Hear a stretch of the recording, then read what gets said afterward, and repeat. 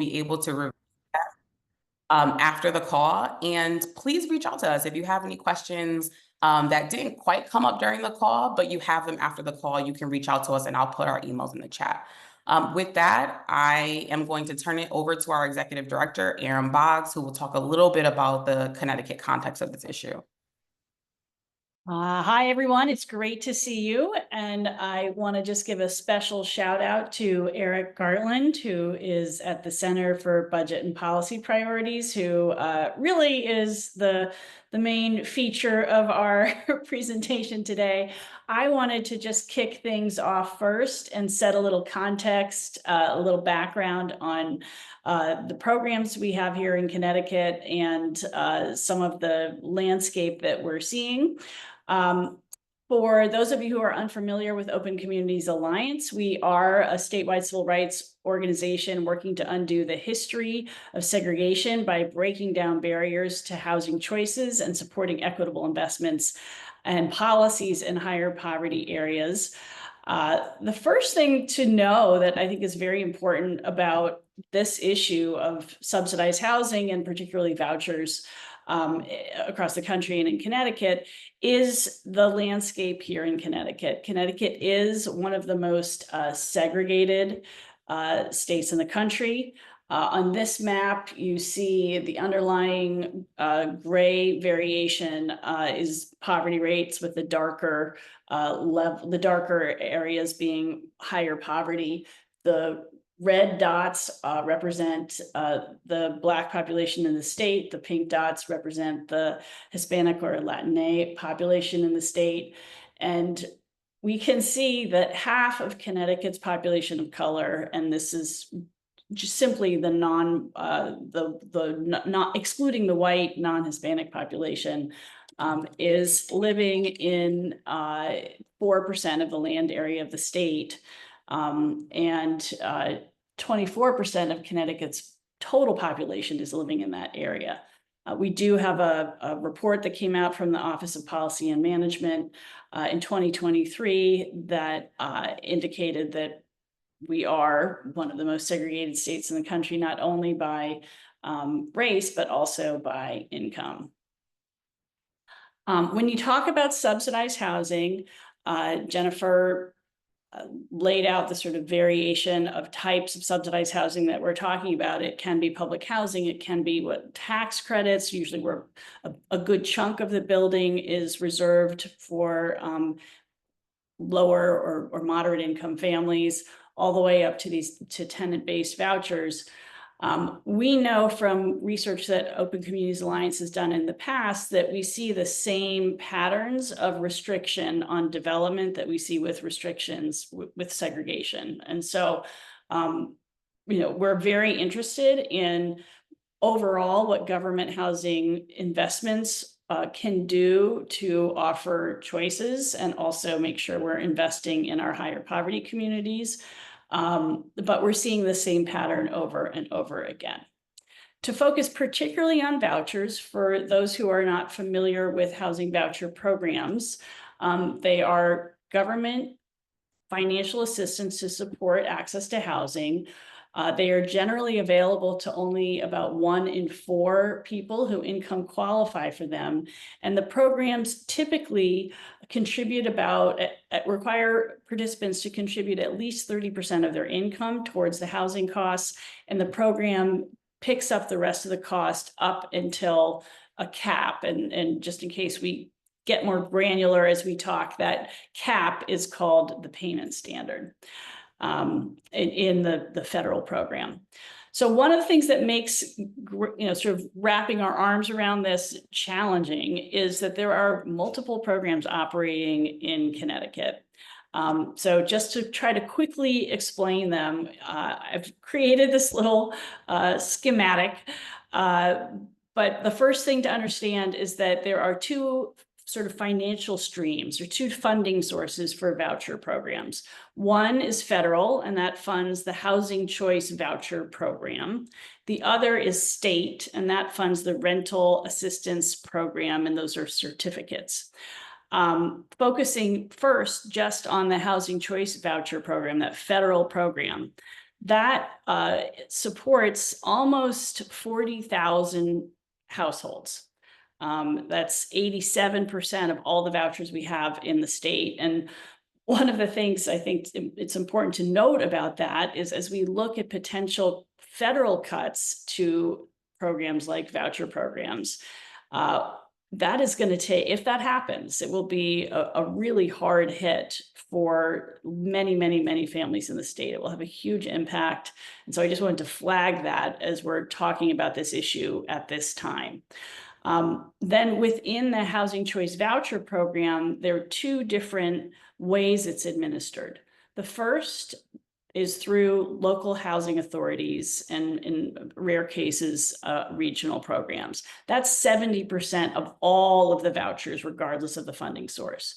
The second way that Housing Choice vouchers are administered is by the state of Connecticut, and that's 17% of all of the vouchers. The next way that that vouchers are funded is the state funding, and that's the rental assistance program. That's about 13% of all of the vouchers administered by the Department of Housing. And then local housing authorities can, in certain instances, help on the ground sort of get those vouchers, those certificates out the door. Notably, anything that is administered through the state has no restrictions on where people can live initially. You can live in any town in the state. If you get a voucher through a local housing authority, typically you are going to be residing in that housing authority's municipality in which they're located, at least for the first year. And this can make a real difference and actually be confusing for people because, you can have multiple programs operating in a single place. And the value the vouchers get in that place will depend on the program. So the Department of, just for an example, in Stratford, the Department of Housing's programs will give you about $2,100 for a 2-bedroom. The state funded RAP program will give you about $2,200. And then the Stratford Housing Authority will give you about $1,800. So that's a month. And so you can get up to like over $400 a month difference in what you get from these programs. To pay for housing makes a giant, giant difference and does cause a lot of confusions for landlords and for tenants. So this is how housing authorities in Connecticut, for those the portion of the voucher programs, the 70% of vouchers that are administered by local housing authorities, this is kind of how it maps out. Those blue areas are municipalities that have housing authorities and have voucher programs. The orange hatch mark areas don't have set housing choice voucher programs, but do partner with a neighboring town. So they allow the voucher holders to come into their town through that housing authority program. And then there's some, hatch mark areas that have some blue in them. Those are places that have their own program and partner up with a neighboring town. In the gray areas, that's where the state's programs operate. If that's the place, that's the way to get a voucher and live in those parts of the state. So just to understand who voucher holders are, the Housing Choice Voucher Program is almost 80% people of color, 36% of households are headed by a single mother, 65% of household members have a disability, 38% are families with children, 28% are seniors, and at least 55% have wages or other sources of income. And it's a little hard to pull from the data, so it actually could be considerably higher than that. The state's rental assistance program, slightly lower, 69% people of color, 50% have a disability, 45% are female headed. And as you can see, we actually, one of the things that would be really helpful to understand that program better is additional data so that we can have a better sense of the participants. So part of the reason we're interested in all of this is we're thinking about how where vouchers are located interacts with other important things like the poverty level. So this is, again, that map of poverty in the state with the darker areas indicating a higher level of poverty. This is where, for the red dots, that's where the rental assistance, the state funded program operates. We only have that data by municipality, so there's a little less nuance. For those orange dots, that's where housing choice vouchers, the federally funded voucher holders are living. And there we have data by census tract. So we have a lot more granular information about where housing choice voucher holders are living. So just to compare, we can see that there really is this overlay with areas that are higher poverty and areas where voucher holders are living. So why are we worried about this? Really two reasons.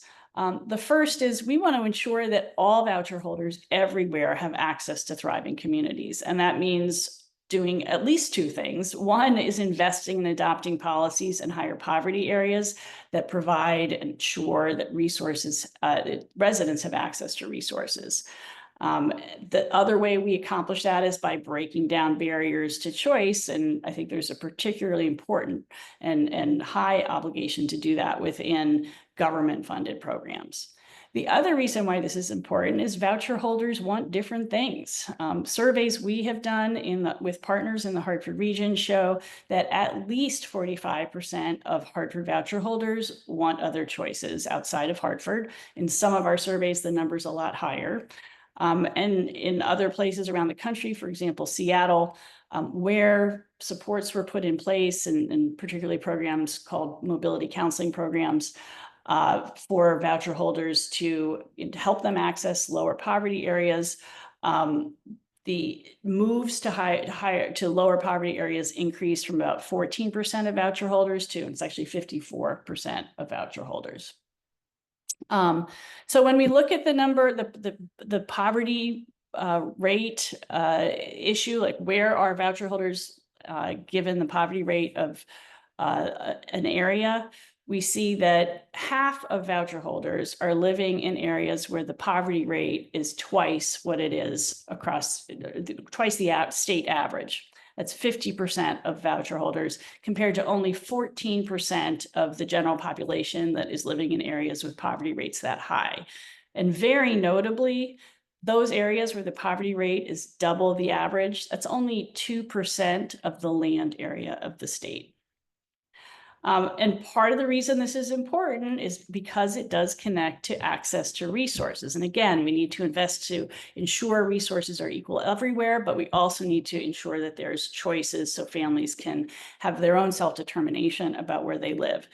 On this chart, we're seeing on the far right-hand side, areas that have schools that come in the bottom quarter of performance according to the state's measure.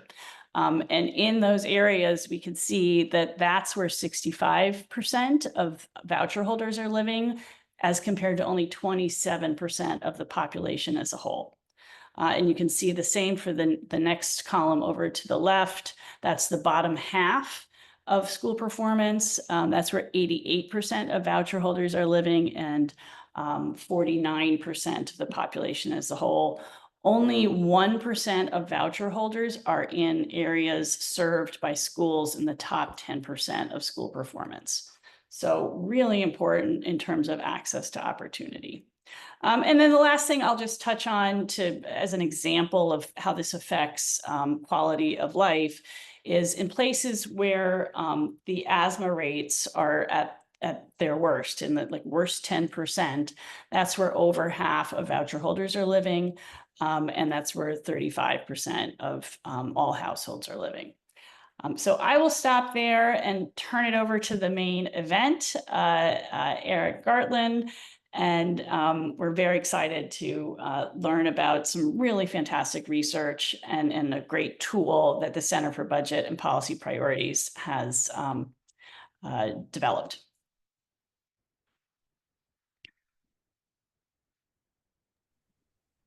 Great. Thanks, Erin. Let me share my screen real quick. Okay. Yeah, so I'll introduce myself really quickly. My name is Eric Gartland. I'm a research analyst at the Center on Budget and Policy Priorities based in Washington, D.C. We are a nonpartisan research and policy institute focused on programs that impact primarily families and individuals with low incomes.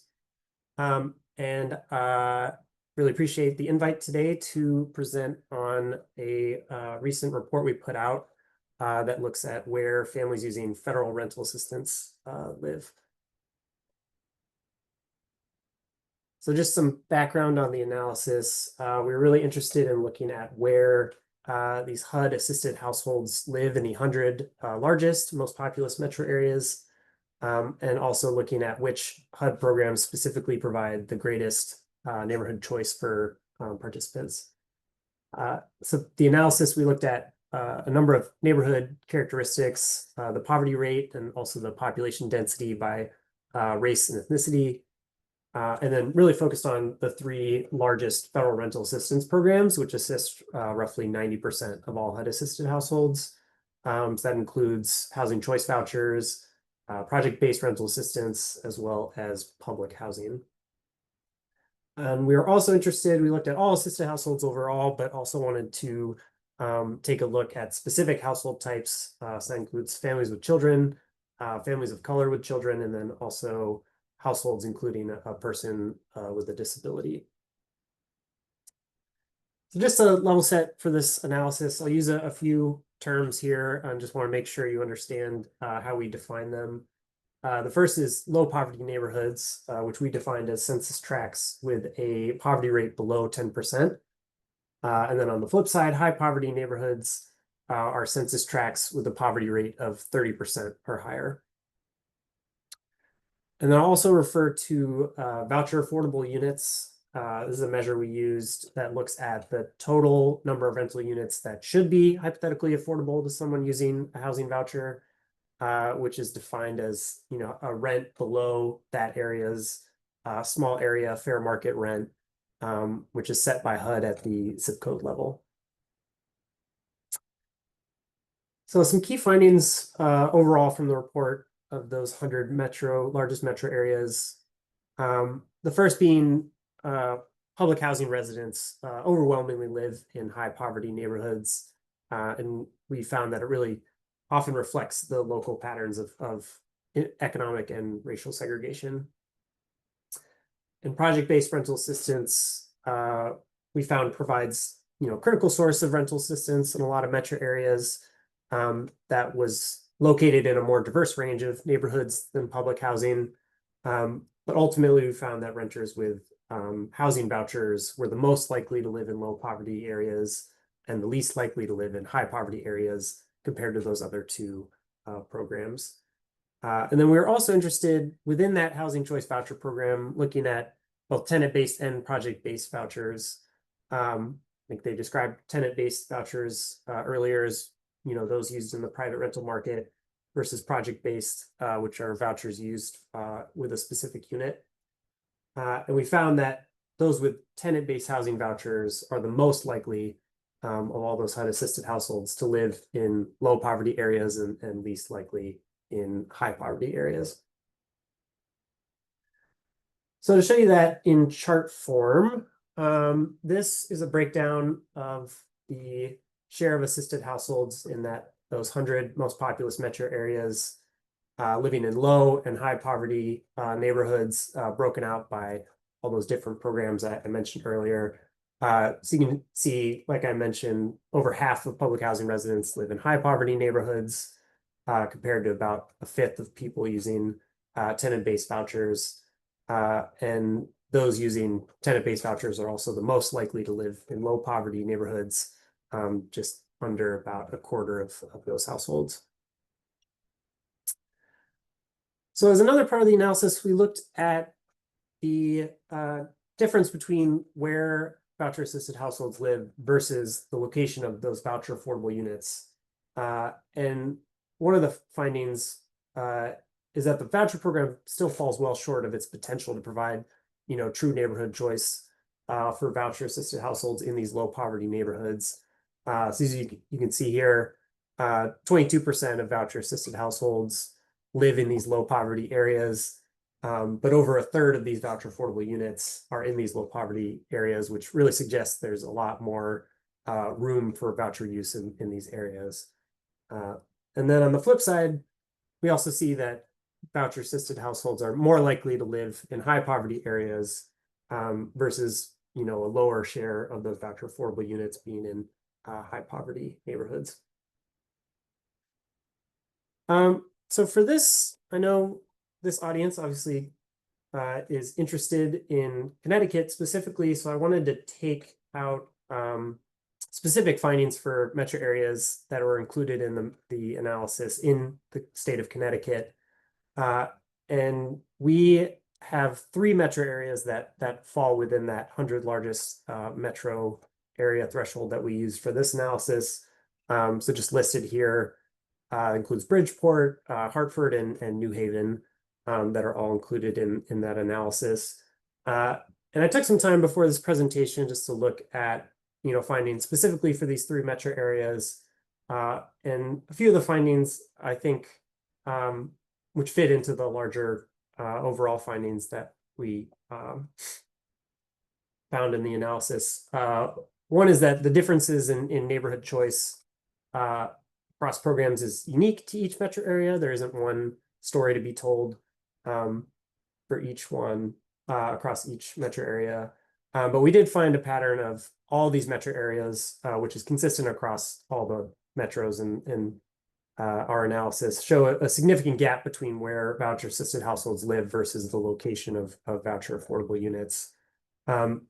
And then finally, I wanted to take a look at, again, that breakdown between tenant-based and project-based vouchers. And I'll go through a few slides to show you what the data looks like, but really found a big difference in the experience of voucher-assisted families with children in terms of those using tenant-based versus project-based vouchers. So I'll use a few examples to illustrate those findings I just listed. So as part of the report, we have an interactive map that you can use to pull up the data from any of those 100 metro areas included in the analysis. And so this is a screenshot from that interactive map looking at Bridgeport specifically. And you can see the colors of the tracks indicate the poverty rates, of the lighter green indicating lower poverty rates, and then the brighter orange indicating higher poverty rates. And then what you can do with these maps is you can then overlay the location of HUD-assisted households broken out by those 3 programs that are included in the analysis. So here, each of these purple squares indicates 12 households living in public housing. And so just to use the map to show you the difference across all these different programs, you can see here that public housing residents, there are a few exceptions, but for the most part, a lot of them have fairly restricted neighborhood choice in Bridgeport, and a fair share of them live in the higher poverty neighborhoods within this metro area. And then here, compared to each of these triangles here representing 12 households using project-based rental assistance, and shows, again, kind of consistent with the overall findings, still decent share in high poverty neighborhoods, but spread across a much broader range of neighborhoods. And then finally, to show you what housing voucher assisted households look like, you can see this provides just a much broader range of neighborhood choice across, both specifically across a range of lower poverty neighborhoods compared to the other 2 programs. So again, just to show you what that data looks like, in addition to the interactive map, we have interactive tables as part of the report where you can pull up the data specific to each metro area. So here, just a screenshot from that interactive table of those low and high poverty shares by program for the Bridgeport metro area. And you can see, kind of confirms what we saw on the map, right? That project-based rental assistance and housing choice voucher, those programs are the most likely to provide neighborhood choice in low poverty areas. And then public housing is the most likely to be located in high poverty neighborhoods. So next example I'll use is the Hartford metro area. And part of that interactive map that I mentioned, you can use poverty rates as that underlying map layer to see how that corresponds with where HUD-assisted households live. But we also wanted to show the impact of racial segregation and how that shapes neighborhood choice as well. So we also have a layer that allows you to add in different race ethnicity groups to show the population density split out by each of those groups. So here you can see these orange dots. Each one represents 12 individuals identifying as Black in that Hartford area. And then these yellow dots representing where Latine individuals live. And then finally, these blue dots indicating where white individuals live. And you can see this is, very common pattern across metro areas, but really stark racial segregation that really shapes the landscape of the metro area.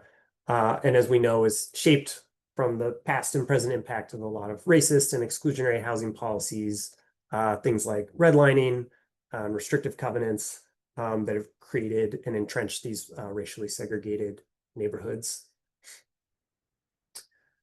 So to show you how that impacts neighborhood choice, each of these purple dots indicating 12 families of color with children using vouchers in Hartford. And you can see really overlays pretty significantly with these racially segregated neighborhoods and shows how that racial segregation continues to shape where households are able to live.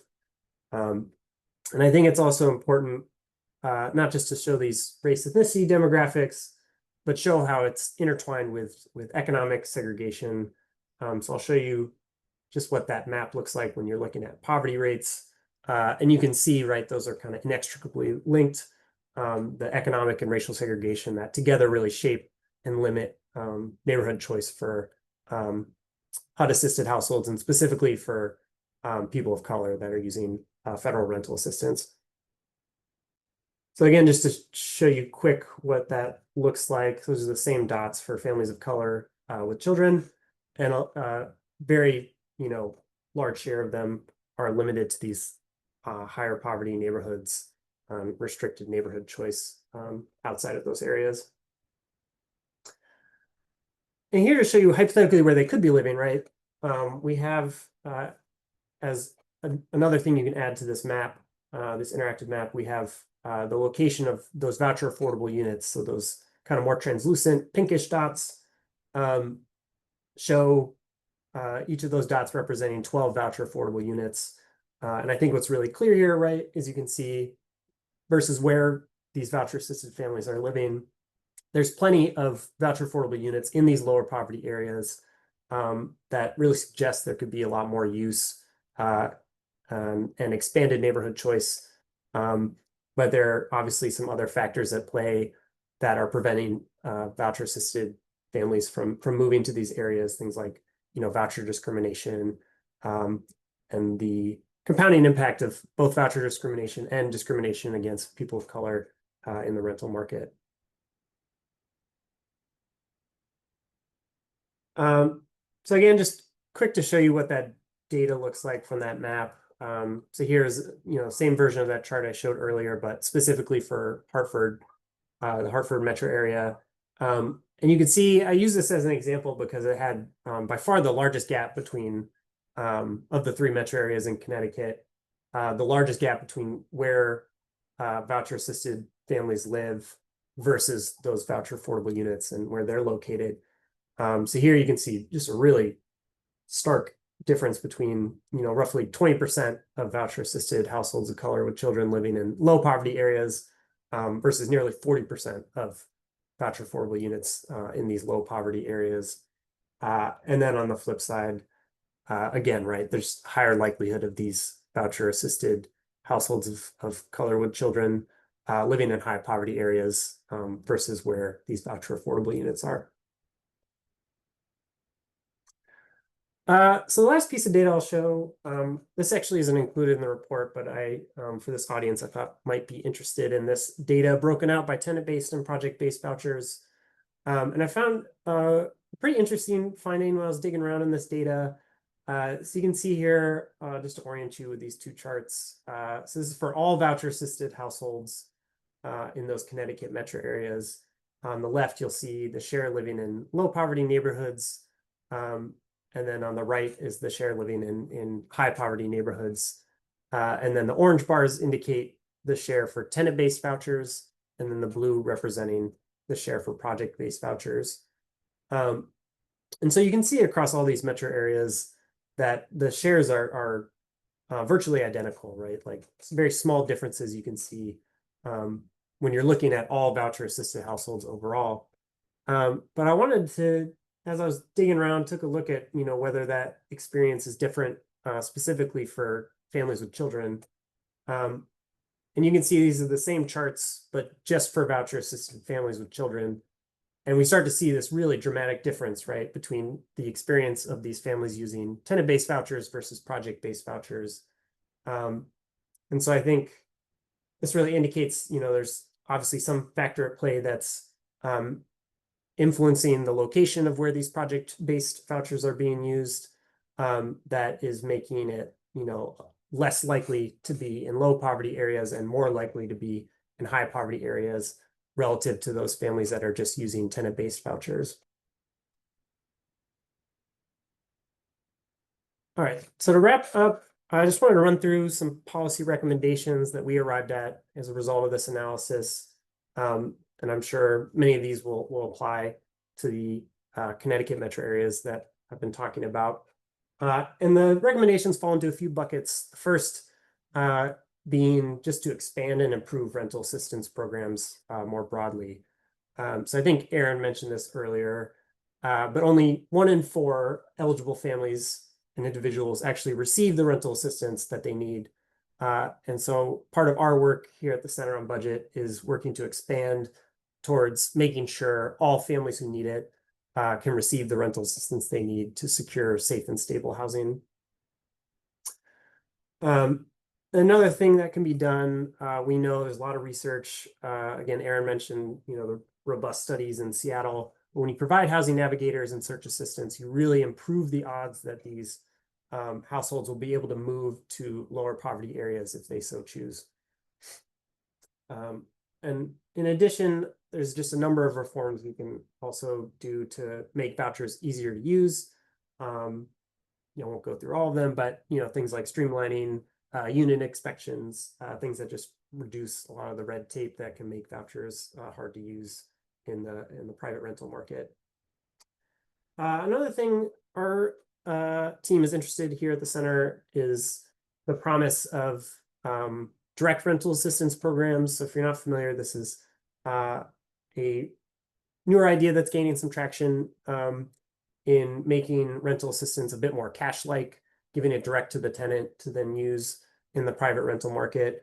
And I think there's some promising pilots out there. And so as part of this, I think it'd be important to test those direct rental assistance pilots to see if there are potential lessons to be learned of making rental assistance easier to use and broadening neighborhood choice. We can also, a number of areas already do this, but extending protections against voucher discrimination, things like source of income discrimination laws, just providing a bit more legal protection against discrimination against voucher holders. And then also just stronger fair housing enforcements, again, to prevent that discrimination that a lot of tenants face. So the next bucket is just around building and preserving affordable housing. I think it's just really important, right? We have, there's just not enough housing that can make these rental markets really hard to navigate, specifically for households using vouchers. So we just need to build and preserve housing in a wide range of neighborhoods. And then also one of the lessons is maintaining that balance between project and tenant basing based on these findings. And I think each of that mix is going to look unique to each metro area and what's going to serve their purposes best. And the final bucket is just investing in under-resourced neighborhoods.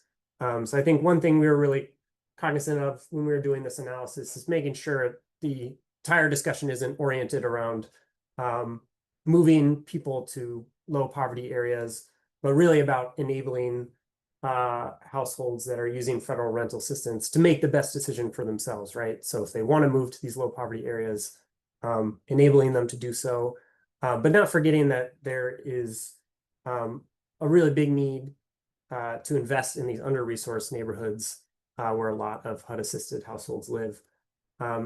So again, a lot of this is just improving housing, the supply of affordable housing, and the conditions of housing in areas of higher poverty.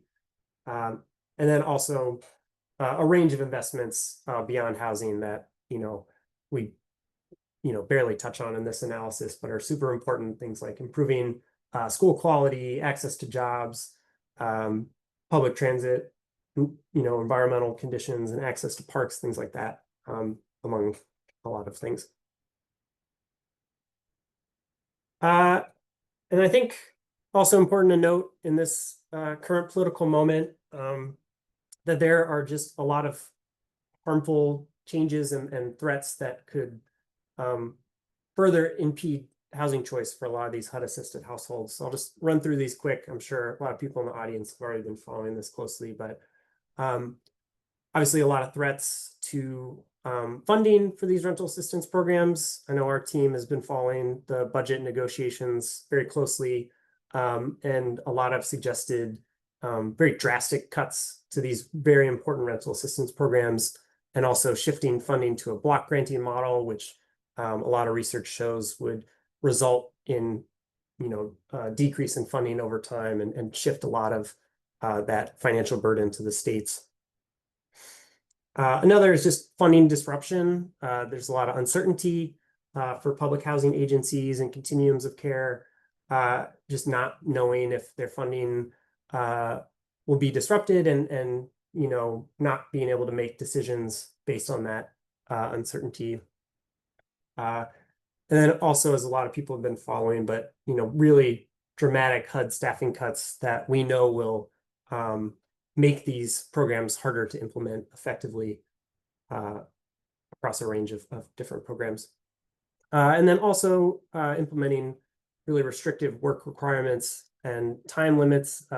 Specifically, I know the current administration has proposed a 2-year time limit for non-elderly, non-disabled households that could really threaten a lot of these households that need the assistance to afford safe and stable housing. And again, yeah, just to mention a lot of cuts to fair housing enforcement that is really important to prevent discrimination. And then a lot of attacks and weaker requirements, specifically around the mandates to further fair housing, specifically the AFFH rule, the affirmatively furthering fair housing, that's really under attack by this current administration. Yeah, I'll close out there. I think I'm probably a little over time, sorry, but I have some links here. I think they're going to share the slides after the fact, but just link to the report, and then also the tools I mentioned, the interactive map, and charts and tables and some supplemental data. If people are interested, I can certainly share that in the chat. Thank you. I'll pass it back to Aaron.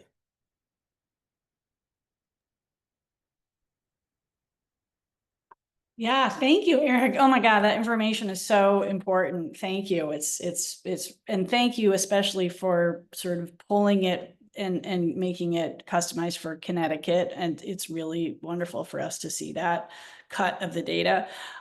3 other things I wanted to mention in terms of solutions that are maybe a little more Connecticut specific, and then we'll turn it back to Jen and questions. One is the role that reforming zoning can play in creating more affordability and opening up housing, not only for voucher holders, but lots of other families who are housing burdened right now. That I actually just attended this morning a session that was held by Alex Horowitz of Pew who presented some really interesting information showing how when you have restrictive zoning, the places where housing prices go up the most are higher poverty areas. And that's because you have higher income people who are priced out of higher income neighborhoods. They move to moderate income neighborhoods. Moderate income people move and put pressure on lower income neighborhoods. And ultimately, the lowest income people are pushed into all kinds of unstable and substandard housing and even into homelessness. So I think there's a big role here in Connecticut for more equitable zoning, more inclusive zoning to play in that. Also in Connecticut, we've seen drastic increases in rents overall, and the voucher program payments need to keep up with that, the value of the vouchers. And so something we can do there is adopt statewide a different formulation for calculating the value of vouchers called small area fair market rents, something HUD comes up with, but then also double check that with some local rent studies to make sure that we're gauging that correctly and even go above it where we need to. Now, the more we can get affordable and multifamily housing built, the less we'll have to go up in the value of vouchers, and then the more vouchers we'll have. So that zoning piece can affect how many people we can serve with a voucher program as well. And then the last thing I wanted to mention is, as I pointed out in that one map of Connecticut and the housing authorities, the more we can do to address the barriers created by having so many different housing authorities and the need for voucher holders to go through what can be a pretty lengthy administrative process to get from one housing authority to another where that is the town they want to live in. Usually on average nationally, last time I looked, that took about 10 days. And usually you find the unit you want first. And so if you have to find your unit and then ask to transfer, and then it takes 10 days in a tight housing market, that unit is gone. We've also worked with directly with clients who, on the outside, that kind of transfer has taken a year. So that's really not a way to run a system, and that's something where we can do better.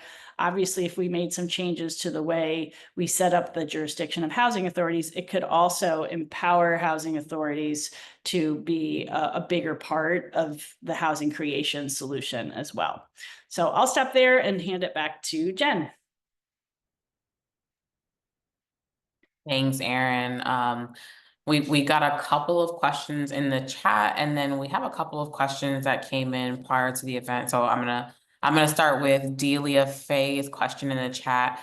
Am I understanding correctly that there are lots of units where vouchers could be used, but are not being used by voucher users, but by others? How can more efforts be made to help vouchers get relocated to available properties? And either Eric or Erin can. You want to start with that, Eric? Because if she's talking about probably the data you were showing, yeah. Yeah, thanks. Yeah, so that measure, the voucher affordable units measure that we used in the analysis was really to show, right, like what you're mentioning here, that there are rental units that on the private market that people could be moving into. It's not necessarily because of data limitations. We don't know how many of those units are vacant specifically, or who lives in these units. But it's more to show that the rental market as a whole could accommodate more people moving to these lower poverty areas. And there are units that meet the criteria under the small area fair market rent where they could be using these vouchers. And then I think the second part of your question is how to enable people to move into these units. I think I've mentioned a few of these, but one really big thing is providing mobility services and just search assistance.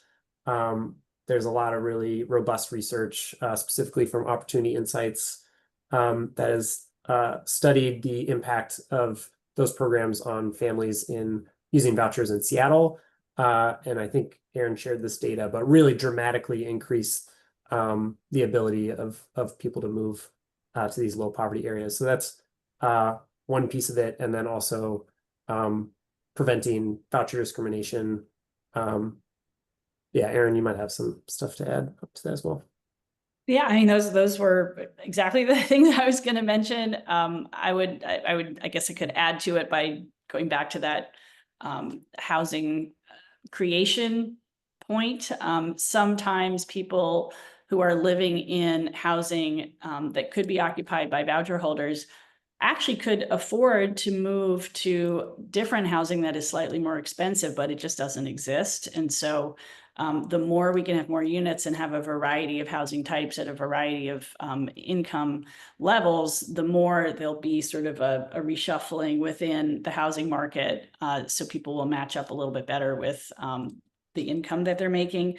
And then also the more we can give voucher holders the power in the market to actually compete with other folks who are just operating without any kind of subsidy, so that voucher holder, the voucher itself is on par with what someone without a voucher is going to pay for the unit, the more likely we are to allow those choices to be possible. Great, thanks for that. We've got a question from Mario in the chat. Given that just cause eviction legislation will not move forward this year in Connecticut once again, and the fact that the Trump administration is cutting back on funding these programs and turning toward block grants, what do you expect to see with respect to evictions in Connecticut when changes go into effect? Will current renters in the protected class for evictions be impacted too? So I would say, yes, we're going to see more evictions if we see big cuts in our housing assistance. And I don't know, Eric, if there's, sort of thinking that's going on at the national level as you're looking at this, if you have anything to, mention on that front. Yeah, I know there's a ton of really good research, especially from the eviction lab, on this specifically. We don't study evictions to that extent, but right, if we're threatening to cut these federal rental assistance programs by upwards of 40%, there's just going to be more people facing housing instability, and undoubtedly that's going to cause people to lose housing. So I think, right, it's important to keep that in mind and how that interplays with the risk of eviction. And then the other thing I'll just mention is right now at Open Communities Alliance, when we're helping individual clients, and what we're trying to do is help people with vouchers find housing, navigate housing authority administration, and in many cases reach housing in the hardest to reach areas. We're seeing the legacy of COVID evictions coming in and stopping people from being able to rent. And so the thing to remember, I think we all know this about evictions, is that even if they happen now, we're going to be feeling those. Those are going to be sort of available to be seen, probably for 7 years. There's going to be reverberations for the individual families and their housing stability. Thanks for that. We've got a few minutes, so I'll do a few more questions that came in prior to the event. What can we do here in Connecticut to expand geographic housing choices for families and individuals participating in the voucher system? Yeah, I mean, I think it's some of the things we've mentioned. We've talked about housing authority jurisdiction. We've talked about the value of vouchers. We've talked about increasing support for fighting discrimination, increasing the supply of housing. All of these things are really important. Cutting down on the time it takes to get units inspected, really streamlining the programs as much as we possibly can, are all things that are going to help with that. Great. And I think y'all spoke a little bit to this, but we have heard that a large percentage of voucher holders in Connecticut have had to return their vouchers unused because they can't find a place to live that meets their needs. We're also in a tight housing market, of course, in Connecticut. which one study recently found to be, the most housing constrained state in the country. We know this. How are these things connected, and how can this be fixed?